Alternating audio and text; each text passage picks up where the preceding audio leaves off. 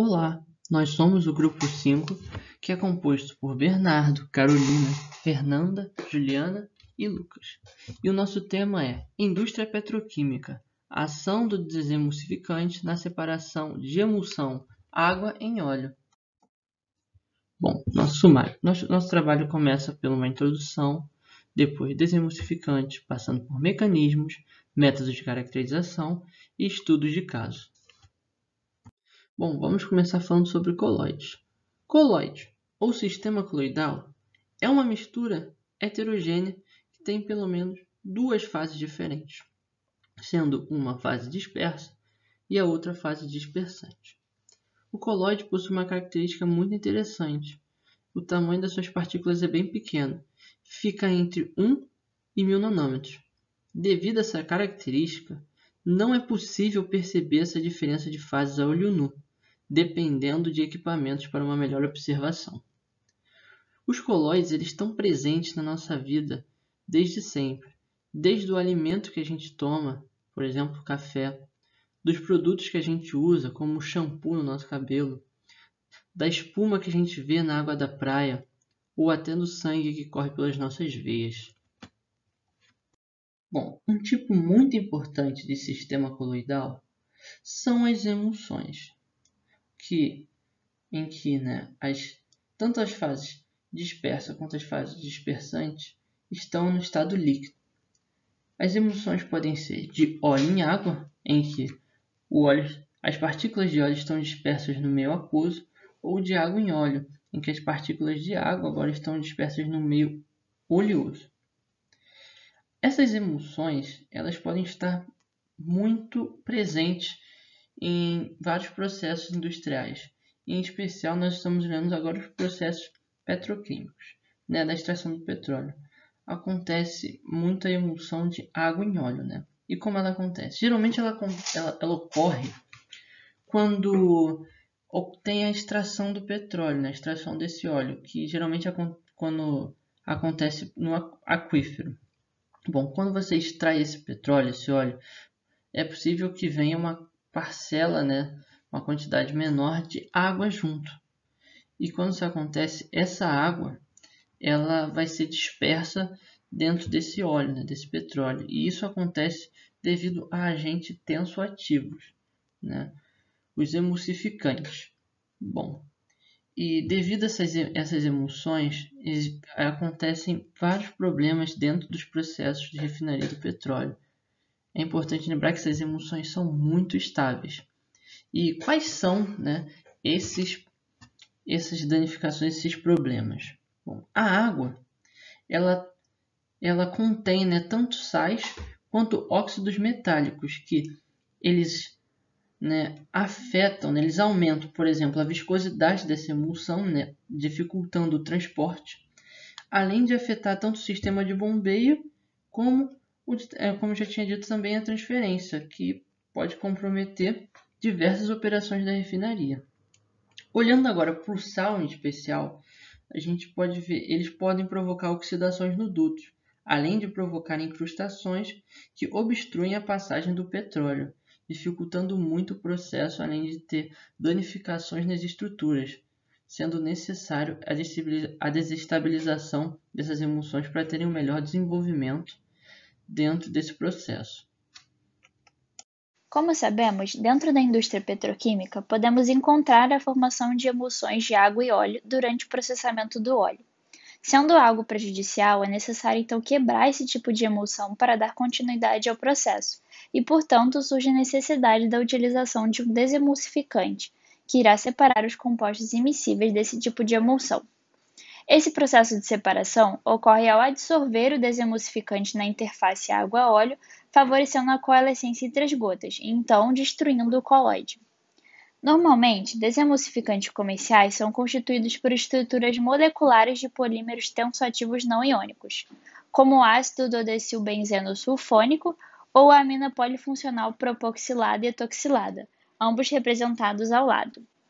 Essas estruturas são caracterizadas por conterem uma parte hidrofílica e uma lipofílica, que irão interagir com suas respectivas partes da emulsão. Podemos, então, relacionar a eficiência de um desemulsificante com diversos fatores. como a velocidade de adsorção. Quanto maior for a velocidade de adsorção, maior então vai ser a velocidade de separação dos compostos emulsionados.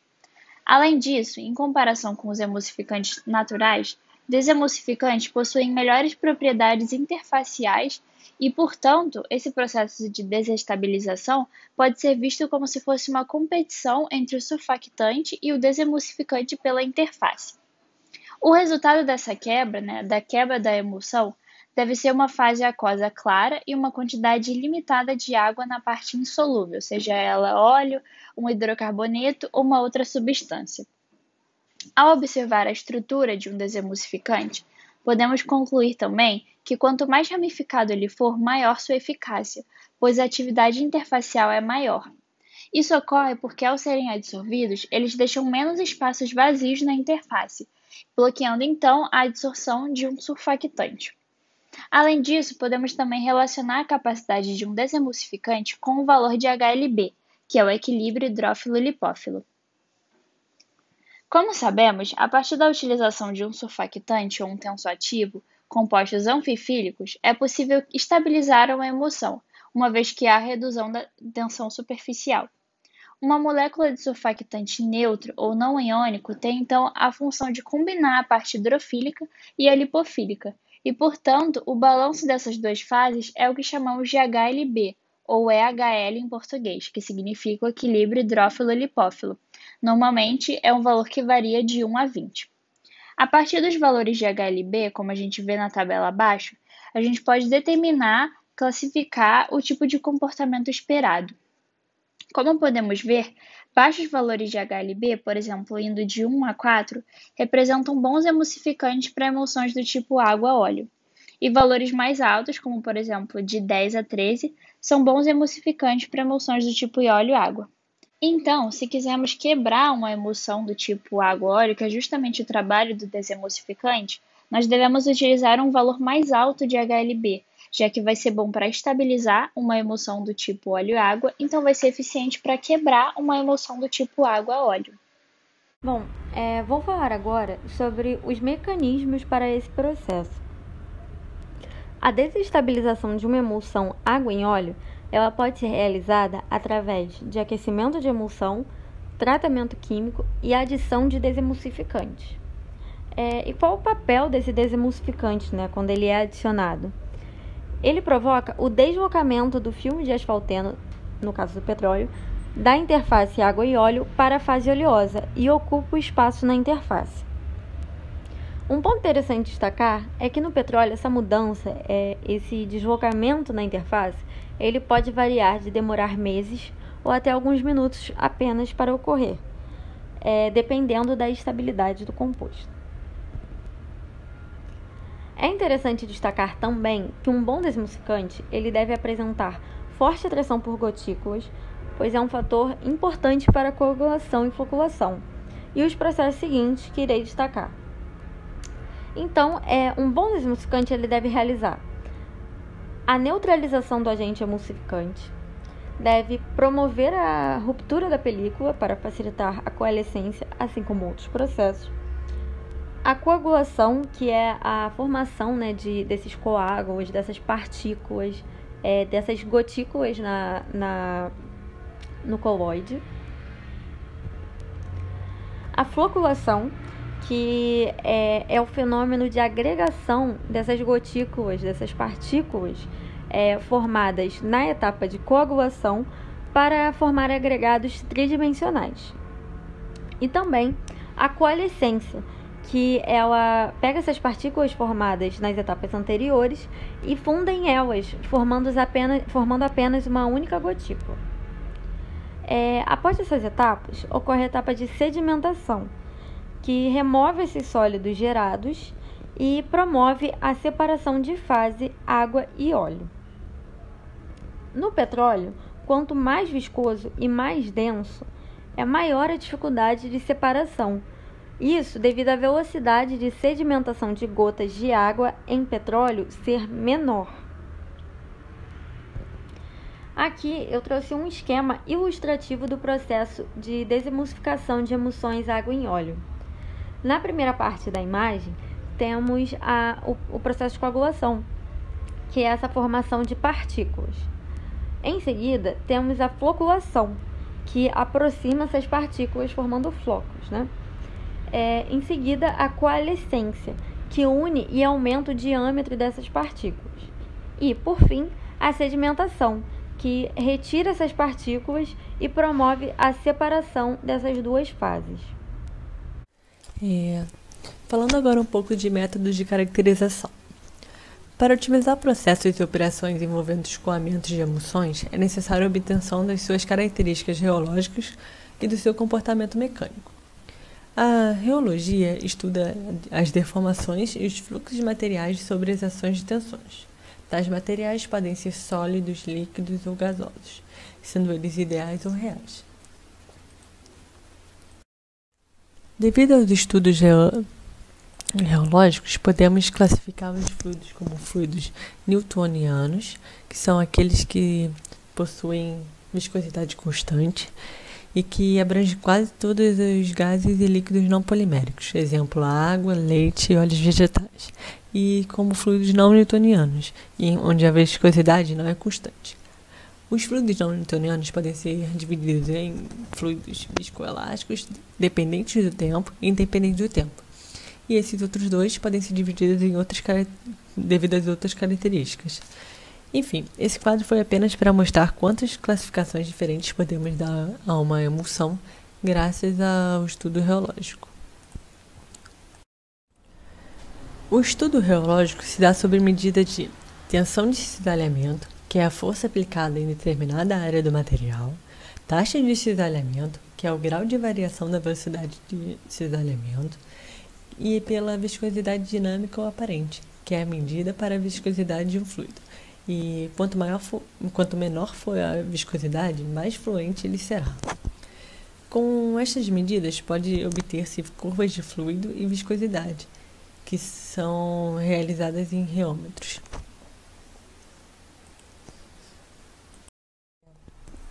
Alguns parâmetros como concentração, viscosidade, deformação de gotas e tantos outros afetam as propriedades reológicas de uma emulsão. Esses parâmetros têm sido estudados e analisados para determinar as características geológicas de emulsões óleo em água. E a fim de determinar essas características geológicas de óleos pesados emulsificados, estudos podem ser realizados a partir de dois conjuntos de testes. Nesse primeiro teste, analisa-se a reologia interfacial para obtenção do comportamento fluido na interface água e óleo. A interface resulta de diferentes forças de atração intermoleculares que atuam nessas duas fases. Primeiro,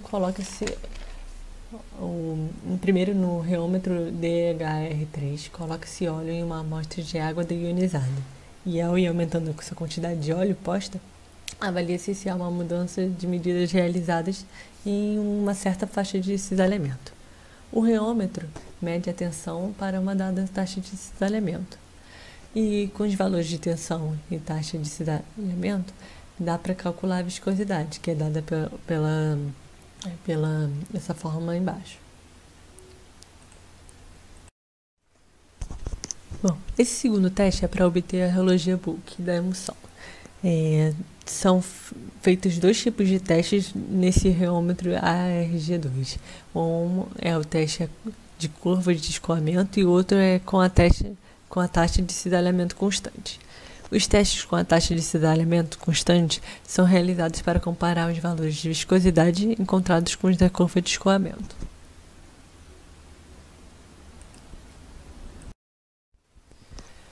Nas indústrias petroquímicas atuais, estão sendo utilizadas muitas técnicas espectroscópicas, pois elas conseguem fornecer informações básicas do petróleo cru, como pressão, volume, temperatura, viscosidade e API.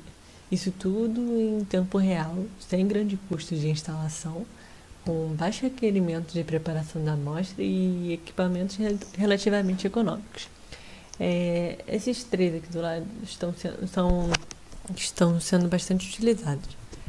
A espectroscopia NR, que é a espectroscopia no infravermelho próximo, A espectroscopia de fluorescência, que é até melhor do que a do infravermelho, pois ela pode ser vista em 3D, né? Ou seja, aparecem muito mais características da emulsão. E espectrometria de massas. Olá, agora falarei sobre o estudo de caso. Neste tópico, abordarei sobre o problema nos separadores gravitacionais. Mas antes, falarei sobre alguns assuntos pertinentes até a chegada do nosso problema principal. No trabalho de exploração do petróleo, é bastante comum a produção de petróleos leves, pesados e extrapesados, com um pouco de presença de água, vinda natural do reservatório ou injetada a partir dos métodos de recuperação, e a maioria das vezes também com a presença de gás. O cisalhamento da mistura entre esses três componentes, a água, o óleo e o gás, durante a exploração, forma emulsões estáveis que são enviadas para a etapa que é conhecida como processamento primário do petróleo. Agora, neste ponto, falarei sobre a diferença dos vasos separadores de petróleo. O processamento primário do petróleo é formado por vasos separadores gravitacionais ou centrífugos, e esse processamento tem o intuito de separar os fluidos produzidos e tratá-los individualmente, com a finalidade de separar as três fases. No caso dos gravitacionais, durante o processo de produção de petróleo, é muito normal a associação de gás e água, como também a formação de emulsões água em óleo. Normalmente, a separação destas fases é feita através de vasos separadores gravitacionais trifásicos para remover grande parte da água e do gás. Esses separadores apresentam um formato cilíndrico e são projetados para trabalharem em temperaturas e pressões bastante elevadas, além de promoverem no seu interior o padrão de fluxo desejado para a segregação gravitacional. No caso dos vasos separadores centrífugos, são utilizados na separação de líquidos immiscíveis, tendo a presença de partículas sólidas. Na separação de emulsões estáveis, é preciso o uso de forças centrífugas elevadas por conta da diferença de densidade dos líquidos envolvidos. Esse método é encontrado em uma ampla escala industrial. Esse esquema da figura mostra as etapas de separação da centrífuga. Depois da preparação, a distribuição de gotas da emulsão é homogênea. Com o uso da centrífuga, as gotículas ficam na parte superior, formando uma camada densa, e na parte inferior a fase aquosa. Por meio da coalescência das gotas, uma parte da fase oleosa é separada e a outra fica emulsionada junto com a fase aquosa. A partir de agora, entrarei um pouquinho mais a fundo no nosso estudo de caso. Falarei sobre os métodos de separação gravitacional. Esses métodos têm grande importância nos processos de desestabilização de emulsões e na separação de sistemas do tipo líquido-líquido, que é no caso do nosso trabalho, água e óleo. Nesse tipo de sistema, a água se classifica como água livre, ou separada e emulsionada. Mas a estabilidade e a separação desse tipo de sistema é um dos problemas mais complicados no meio da ciência coloidal. Normalmente, esse estudo é composto por dois mecanismos clássicos encontrados na literatura, que são a sedimentação e a coalescência. Esses mecanismos são usados em muitas interpretações físico-químicas em sistemas caracterizados como estáveis ou instáveis, que acontece a separação de fases ao longo do tempo. Por fim, o problema nos separadores gravitacionais. Um dos problemas mais difíceis de enfrentar na indústria do petróleo é a formação de emulsões água em óleo nos vasos separadores gravitacionais, porque além de causar problemas com o controle de nível dos componentes, o acúmulo de emulsão diminui o tempo de retenção efetivo, resultando em uma redução na eficiência do processo. Nesse sentido, o acompanhamento da posição da interface água-óleo ao longo do tempo, por meio de monitoramento, é fundamental, melhorando a eficiência na separação e evitando o derramamento acidental de água oleosa no solo terrestre e marítimo, como acontece frequentemente. Esse monitoramento acontece através da aferição da posição da interface em função do tempo, de forma a melhorar a previsão da separação e, consequentemente, a ação dos separadores. E a partir disso, novas pesquisas precisam ser feitas, sempre buscando melhorias, com métodos que possam adiantar o processo de coalescência das gotículas, assim como métodos de elevação que proporcionem menor agitação e possam produzir o óleo sem favorecer a formação de emulsões.